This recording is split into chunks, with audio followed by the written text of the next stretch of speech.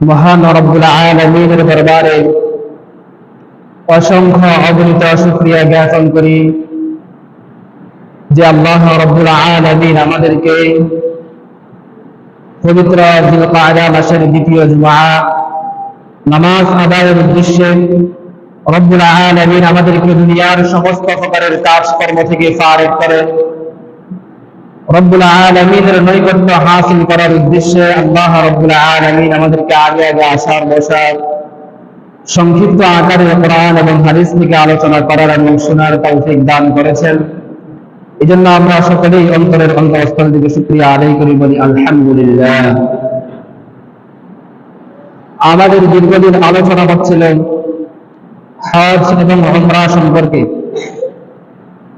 যেহেতু শাওয়াল মাস, জিলকাদা মাস, জিলহিজ্জা মাস, এই 3 মাস হচ্ছে হজের মাস। জিলহজ মাসের 10 দিন। রাসূল কারীম সাল্লাল্লাহু আলাইহি ওয়াসাল্লাম বলেছেন, তাবিউ বাইনাল হজ্জ ওয়াল উমরা, যে তোমরা হজ এবং উমরার মাঝে অনুগামী বানাও। অর্থাৎ তোমরা যখন হজ করবা তোমরা সাথে সাথে উমরাও করবা, এবং উমরা করবা যখন তখন হজ করবা। একটা সাথে আরেকটা করার জন্য বলেছেন। কারণ কি? রাসূলুল্লাহ সাল্লাল্লাহু আলাইহি ওয়াসাল্লাম বলেন, ফাইন্নাহুমা ইয়ানফিয়ানিল ফাকরা ওয়াজ যুনুন, যে হজ এবং উমরা এই দুইটা মানুষের দারিদ্রতা এবং গুনাহ সমূহকে বিমোচন করে দেয়। হজ এবং উমরা এই দুটি ইবাদত করার কারণে আল্লাহ রাব্বুল আলামিন দারিদ্রতা এবং গুনাহ সমূহকে মিটিয়ে দেন। দেখবেন যারা হজ করেছে, যারা উমরা করেছে, যদিও কিনা সে ভিক্ষা করে হজ করেছে, যদিও কিনা সে রিকশা চালিয়ে হজ করেছে, যদিও সে দিন মজুরি করে টাকা জমিয়ে হজ করেছে, কিন্তু হজ করার পরে, উমরা করার পরে রব্বুল আলামিন ওই ব্যক্তির জিন্দেগীর মধ্যে দারিদ্রতাকে বিমোচন করে দেন, দূরীভূত করে দেন।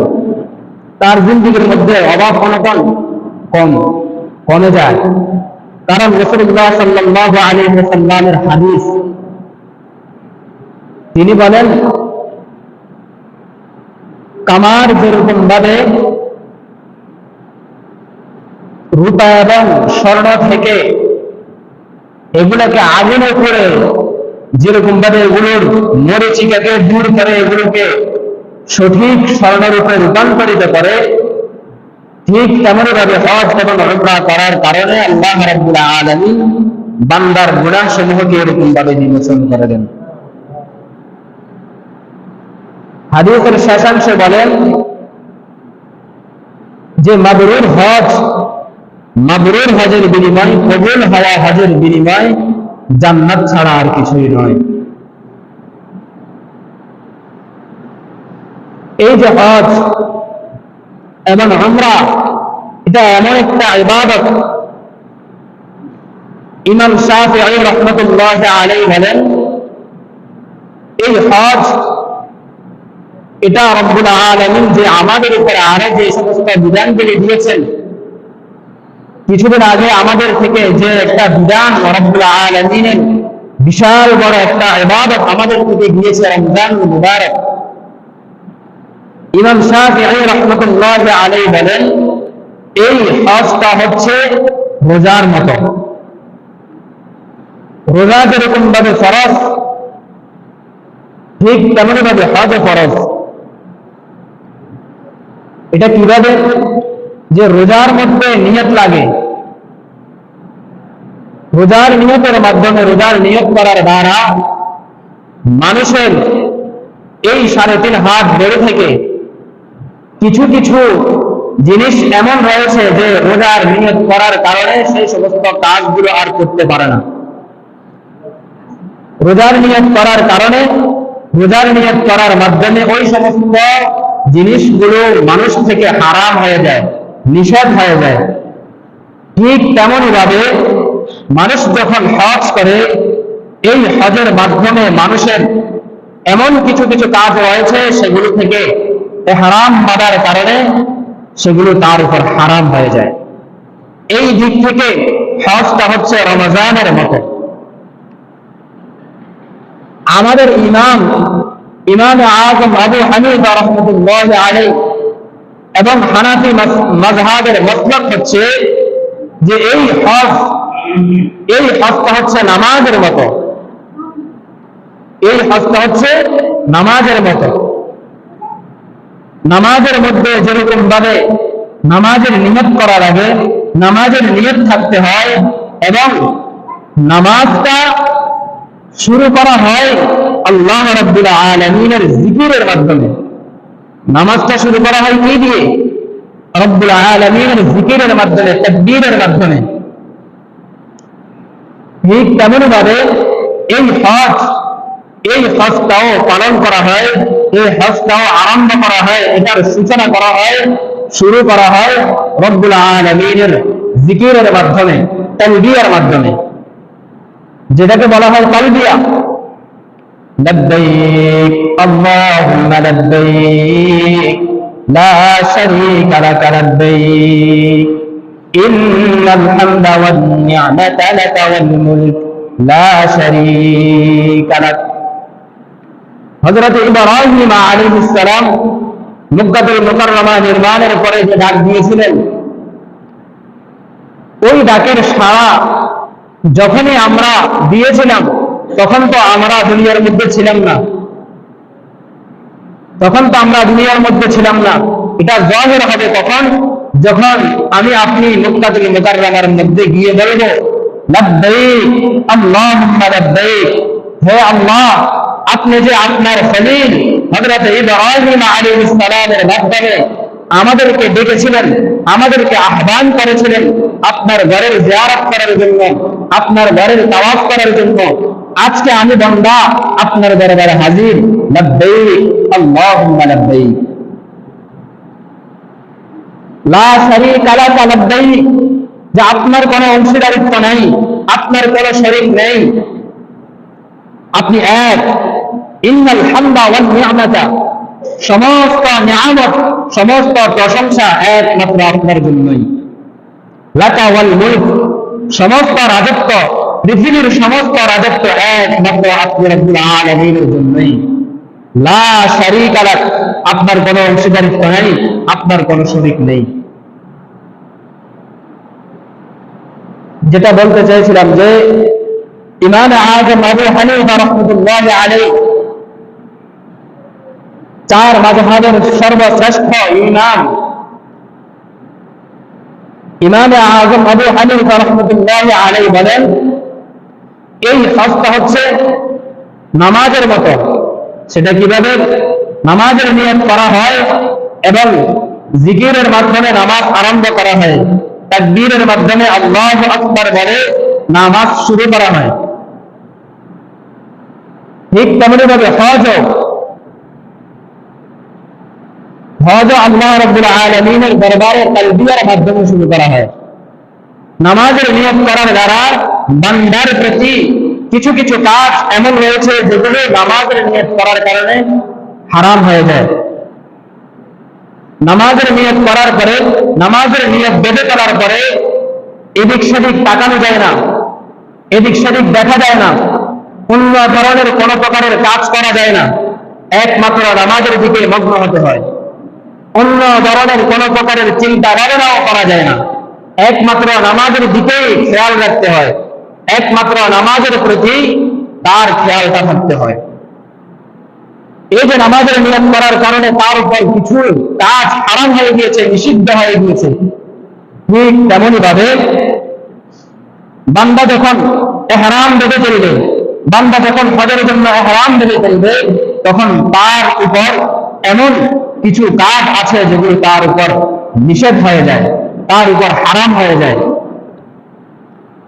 রব্বুল আলামিন সূরাতুল মায়েদার 95 নম্বর আয়াতের মধ্যে বলেন, ওয়ালা লা তাকুতুলুস সাইদা ওয়া আনতুম হুরুম, যে তোমরা যখন ইহরাম বেঁধে ফেলবা, যখন তোমরা ইহরামকারী হয়ে যাবে, হজ পালনের উদ্দেশ্যে তোমরা যখন ইহরাম বেঁধে ফেলবা, নিয়ত করে ফেলবা, তখন তোমাদের জন্য শিকারীকে শিকার করা তোমাদের জন্য নিষিদ্ধ।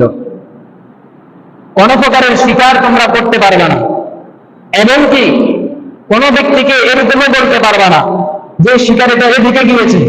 কোন প্রকারের ইশারাও করা যাবে না, কোন প্রকারের দালালত করা যাবে না যে এই শিকারীটা এদিকে গিয়েছে, কোন লোককে এরকম বলাও যাবে না। রাসূলুল্লাহ সাল্লাল্লাহু আলাইহি ওয়াসাল্লামের জামানার মধ্যে হযরত আবু কাতাদা রাদিয়াল্লাহু তাআলা আনহু এই হজের মৌসুমে একটা শিকারকে শিকার করেছিলেন, একটা জন্তুকে শিকার করেছিলেন। এমত অবস্থায় রাসূলুল্লাহ সাল্লাল্লাহু আলাইহি ওয়াসাল্লাম তাকে নির্দেশ করেছিলেন যে এটা কি তোমার উপর হালাল, এটা কি তুমি ভক্ষণ করতে পারবা, খেতে পারবা? আবু কাতাদা রাদিয়াল্লাহু তাআলা আনহু বলেন, এটা আমার জন্য হালাল আর আমার সাথী সঙ্গীদের জন্য এটা হারাম। কারণ আমার সাথী সঙ্গী যারা আছে, আমার বন্ধু বান্ধব যারা আমার সাথে এখন আছে, তারা হজের নিয়ত করে ফেলেছে, তারা ইহরাম বেঁধে ফেলেছে, আর আমি এখনো পর্যন্ত ইহরাম বাঁধি নাই, আমি ইহরাম অবস্থায় স্বীকার করি নাই। এই জন্য আমার জন্য এটা হালাল, তাদের জন্য সেটা হারাম। সেটা আমি যেহেতু এটা হালাল, আমার উপরে যেহেতু এটা হালাল, আমার পক্ষ থেকে আমার ভাইরা এখন খেতে পারবে, কারণ তারা ইহরাম অবস্থায় এটাকে স্বীকার করে নাই, আমি স্বীকার করেছি আর আমি ইহরাম অবস্থায় নই, এই জন্য তাদের জন্য এটা হালাল হবে। এখন রাসূল সাল্লাল্লাহু আলাইহি ওয়াসাল্লাম বলেন, ফাকুলু, তাহলে তোমরা এটাকে খাও, খেতে পারবা, কোনো সমস্যা নেই। এই হজ এমন একটি ইবাদত,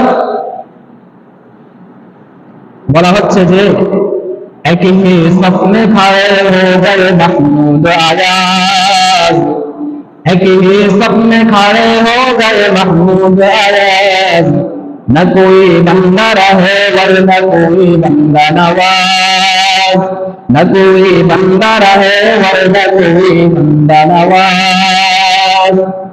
হজ হচ্ছে এমন একটা ইবাদত যে সেখানে ধনী আর গরীবের কোন প্রকারের ভেদাভেদ নেই, ধনী আর গরীবের কোন প্রকারের ভেদাভেদ নেই, যে আমি ধনী, আমার সাথে আমি হজ করব, অন্যরা হজ করতে পারবে না।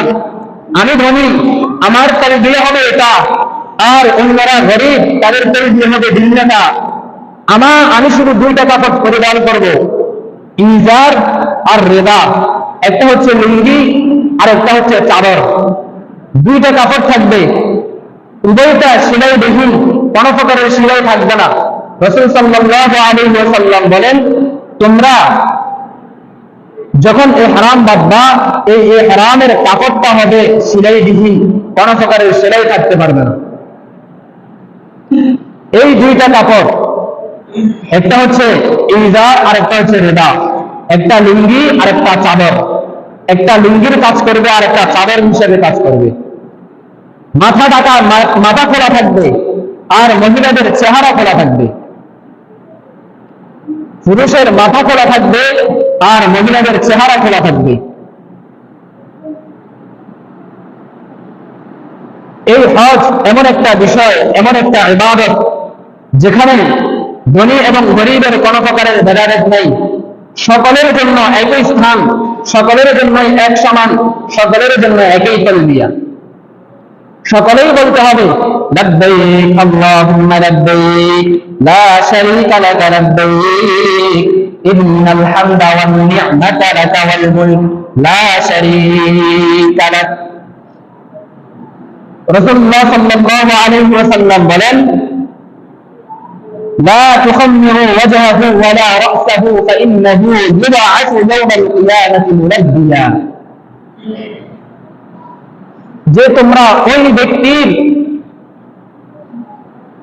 চেহারা এবং মাথা দেখো না, ওই ব্যক্তিকে, যে ব্যক্তি কিনা ইহরাম অবস্থায় ইন্তেকাল করেছে, যে ব্যক্তি ইহরাম অবস্থায় ইন্তেকাল করেছে, লা তুখাম্মিরু ওয়াজহাহু ওয়ালা রাসাহু, ওই ব্যক্তির তোমরা কি করবা না, চেহারাও ডাকবা না, তার মাথাও ডাকবা না। কারণ কি?